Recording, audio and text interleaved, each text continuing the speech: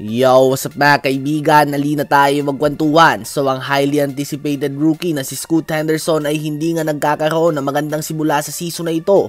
Siya ay nagtatala lamang ng 7.8 points, 2.2 rebounds and 5 assists per game on 32% shooting sa field and 8.3% shooting naman sa 3-point line. May kasama din itong 3.8 turnovers per game at tinamaan pa nga siya ng injury. Bumalik pa lang nga siya kahapon kung saan sa 17 minutes ay nagtala lamang siya ng 3 points and 3 turnovers on 14% shooting sa field and 0 of 3 shooting naman sa 3-point line. Matapos nga ang performance na ito ay inanunsyo na itatapon muna ang number 3 pick sa G League para magpakondisyon. Hindi nga natin tiyak kung maglalaro siya dito ng game, ngunit mukhang kailangan niya nga mga kaibigan. Dahil sa ngayon ay nagkakalat talaga siya. Bago mag-umpisa ang draft ay sinasabi niya na 1A and 1B daw sila dapat ni Wemby.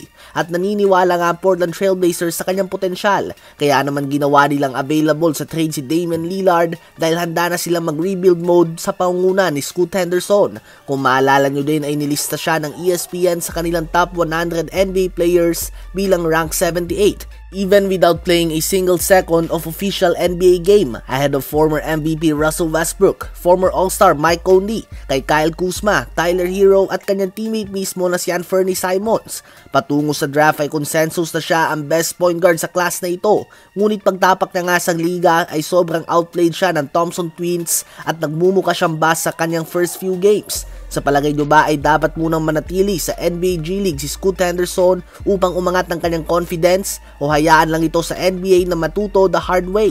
Ngayon ay tumungo naman tayo kay Bronny James. Projected nga siya ng USA Today na babagsak sa 25th pick ng Lakers next NBA draft. As of now ay questionable pa nga ito given na hindi pa siya naglalaro ng kahit isang college game matapos na magkaroon ng cardiac arrest. Ganun pa man, expected nga na magiging smooth lang ang transition niya dito dahil hindi nga siya score first type of player. Siya nga isang pass first and solid lockdown defender at ang pagiging playmaker ay nagda-translate sa kahit na anong liga.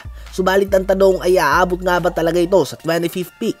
Dahil kitang-kita nga ngayon na sobrang dominant pa din ni LeBron kahit na nasa kanyang 21st NBA season na siya.